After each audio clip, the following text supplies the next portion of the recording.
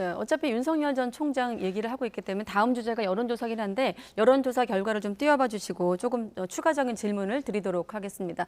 차기 대선 후보 적합도와 관련된 조사인데, 자 교수님 앞서 대응하지 않겠다는 대응에 대한 이제 평론가님 입장 들어봤는데 교수님은 어떻게 보십니까? 아직 공식적으로 대권 선언을 하지 않은 시점이거든요. 그렇죠. 그러니까 네. 본인 입장에서는 얘기가 나와봐야 본인한테 도움이 안 된다고 생각하는 것 같아요. 예. 그러니까 대응을 일절 안 하겠다는 것인데 저게 이제 대응 일절 안 한다고 표현하는 것이 어찌 보면 양쪽으로 이해가 될 수 있어요. 네. 하나는 정말 아무것도 없어 그럴 수도 있고 우리가 소위 얘기해서 인터뷰할 때 노 코멘트란 말을 하잖아요. 네. 그게 무슨 의미겠습니까? 기자들이 볼 때는 인정한다고 생각하고 이해하는 경우도 많아요. 예. 그래서 저는 뭐 윤석열 전 총장에 대한 파일이 어떤 내용인지 모르고 그 내용이 얼마나 파괴력인지 모릅니다만 제가 볼 때는 윤 전 총장 입장에서 상당히 부담스러울 수밖에 없다고 저는 봐요. 그리고 이게 아까도 제가 언급해드렸잖아요. 야권 인사, 야권에서 평론가로 활동했던 사람의 발언을 통해서 나온 거기 때문에 저는 더 그게 본인한테 상당히 치명적이라고 생각해요. 이게 네. 여권에서 나왔다고 하면 뭐 아니라고 얘기할 수도 있고 그냥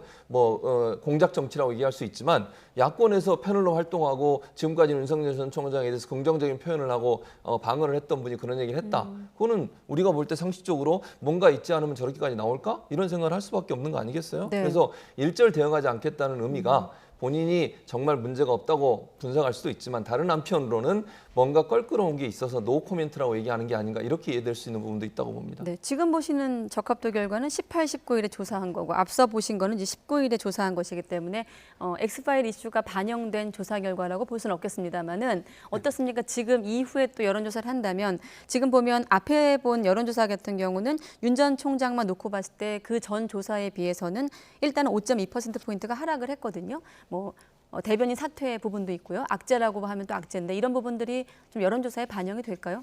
추후? 저는 예. 이제 그 목요일과 수요일에 한 번 이제 이 일주일에 한 번씩 하는 RN서치가 예. 발표를 하고 목요일날 리얼미터가 발표하고 금요일날 갤럽이 발표합니다. 이런 사건은 처음에 딱 터지자마자는 바로 판단이 안 돼요. 그러니까 이게 전략적 어떤 사고가 들어가거든요. 네. 윤석열 지지율이 떨어지는 이유가 뭐냐면 이 사람이 완주를 할까? 이 사람으로 적합할까? 이 지금 나오는 논란들이 윤석열 총장에게 어떤 영향을 미칠까? 이것들이 다 고려가 돼야 되잖아요. 네. 근데 그게 고려되는 시점은 아마도 지금 나오는 오늘 내일 사이에 어떤 그런 기사들, 뭐 분석 기사라든지 새로운 사실이라든지 이런 것들에 영향을 받을 수가 있거든요. 네. 그러니까 지금은 아직 결정적인 어떤 영향을 미치지 않았다. 그러니까 해명이라든지 이런 것들이 종합적으로 분석해서 윤석열 총장이 끝까지 갈 수 있을까? 아니면 윤석열 총장은 이 정도는 다 옛날에 다 나온 얘기잖아 라고 판단할까라는 건 앞으로 수요일, 목요일, 금요일 날 연달아 나오는 여론조사에 더 크게 반영이 될 거라고 봅니다. 네, 교수님은 어떻게 보십니까? 이 조사 말고 다른 조사 같은 경우 지금 오차 범위 밖에서 또 지난주보다 큰 폭으로 벌리기도 했거든요. 윤 전 총장이. 그러니까 여론조사 기관마다 조사하는 네. 방법에 따라 약간 차이가 있다고 생각해요. 그러니까 추세를 보면 아직까지 윤 전 총장이 앞서가는 모습을 보이고 있지만 네. 이제 지금 이거 말고 그 전에 보여줬던 걸 보면 오차 범위 내에 있어요 지금. 그러니까 상당히 윤 전 총장에 대한 기대감이 상쇄되고 있다. 즉 떨어지고 있다는 부분도 눈여겨 봐야 된다고 저는 생각해요. 윤 전 총장이 그 여론조사 결과에 대해서 관심을 가질 필요가 있다. 왜냐하면 본인이 적극적으로 나서서 발언을 하거나 아니면 대선 출마에 대해서 공식적인 입장을 밝히는 게 계속 늦어지면서 사실은 국민들 입장에서는 피로감이 좀 커지는 상황이고요. 그 가운데 엑스파일 얘기까지 나왔으니까 물론 이 조사에는 그게 개입이 안 돼 있습니다만 네. 관여가 안 돼 있긴 합니다만 여러 가지 윤 전 총장에 대한 기대감에 대한 실망감이 어느 정도 반영되고 있다고 봐요. 그러지 않으면 지지율이 떨어질 이유가 없잖아요. 지금 네. 다른 이벤트가 없었는데 결국은 윤 전 총장이 적극적으로 정치에 대한 행보를 하지 않고 계속 신비주의에 남아있는 상태에서 전원 정치가 이루어지고 있고 이런 부분들이 실망감을 가중시켰기 때문에 이번 엑스파일 문제 그리고 이제 본인의 대변인이 갑자기 사퇴를 했잖아요. 이런 부분도 어느 정도 반영이 될 거라고 저는 생각해요. 그래서 다음번 지지율에서는 또 떨어질 가능성도 예측해 볼 수 있다고 보여집니다. 네, 지금 화면을 보시면 새로 좀 부각된 인물이 있습니다. 어떤 인물이 좀 눈에 띄세요? 최재형 원장이죠. 네. 사실 최재형 원장이 갑작스럽게 5% 가까운 그러니까 4.5%입니다.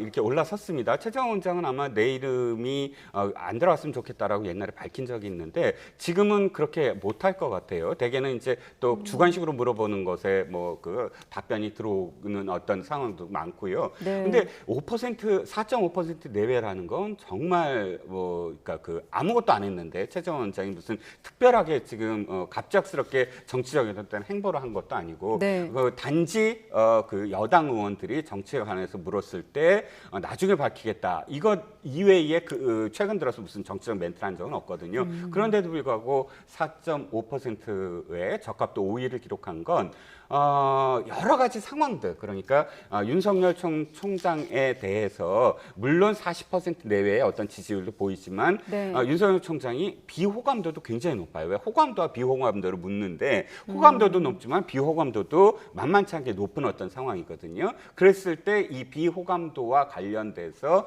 또 다른 어떤 그 선택지가 없느냐라고 눈을 돌리면서 최재형 원장이 정치를 할 수도 있네라는 어떤 가능성 여기에 갑작스럽게 이 지지자들이 좀 몰리는 게 아니냐라고 분석이 되죠. 그러니까 윤 전 총장이 조금 주춤하는 사이에 이제 몸을 풀고 있을 수도 있다 이렇게 볼 수 있을 것 같고. 그렇죠. 그러니까 윤 전 총장이 지금 여러 가지 논란에 쌓여 있는 상황이에요. 그리고 기대감이 컸는데 그 기대에 부응하는 부분이 좀 부족한 부분이 있어요. 저는 그렇게 보여요.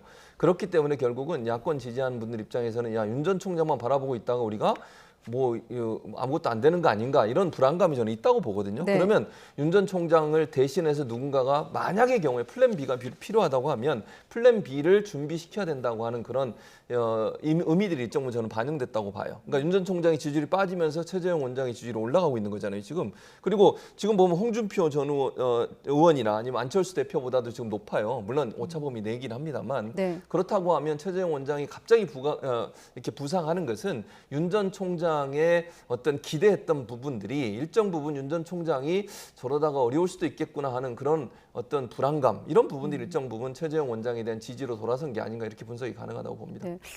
뭐 아이러니라는 표현이 맞는지 모르겠습니다만 공교롭게도 윤 전 총장도 그렇고 최재형 감사원장도 그렇고 또 당 밖에 있는 김동연 전 총리 같은 경우도 그렇고 지금 현 정권 인사들이다 보니까 어느 플랫폼으로 좀 등장할 것인가도 관심 아니겠습니까? 어떻게 좀 예상하십니까?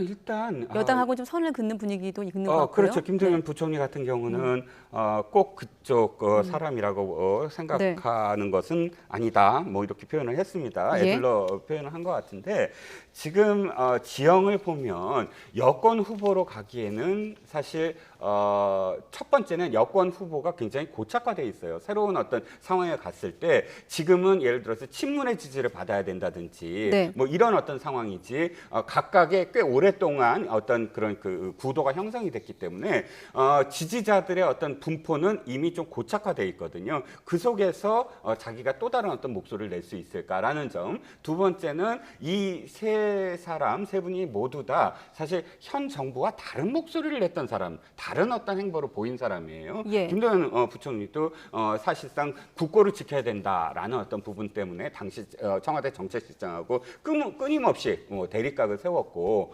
거기서 친문 지지자들이 굉장히 이 김동연 부총리를 비판하는 어떤 상황이 있었고요. 또 뭐 최재형 원장이나 뭐 윤석열 총장은 더 말할 것도 없고 네. 그러다 보니까 상징적으로 이분들이 만약에 정치를 한다고 한다면 여권의 지지보다는 중도 내지는 또 합리적인 보수 쪽에서 지지를 받을 확률이 더 크지 않겠습니까? 정치공학적으로 얘기할 때 나의 그 포지셔닝을 어디에 할 것인가라고 판단한다면 당연히 여권에 들어가는 여권보다는 뭐 이 합리적인 어떤 중도, 합리적인 보수 이쪽을 선택할 가능성이 더 크겠죠. 이를테면 제3지대. 뭐 제3지대일 수도 있고. 예.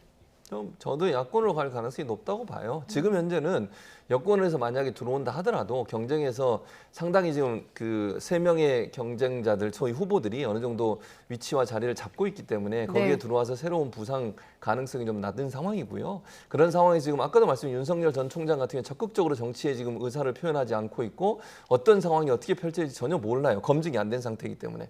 그렇다고 하면 본인이 만약에 혹시나 혹시나 윤 전 총장이 제대로의 역할을 본인이 기대하는 만큼의 야권에서 기대하는 만큼의 역할을 못했을 경우에 누군가 그를 대신해야 되는 사람이 필요한 상황이 되는 거거든요.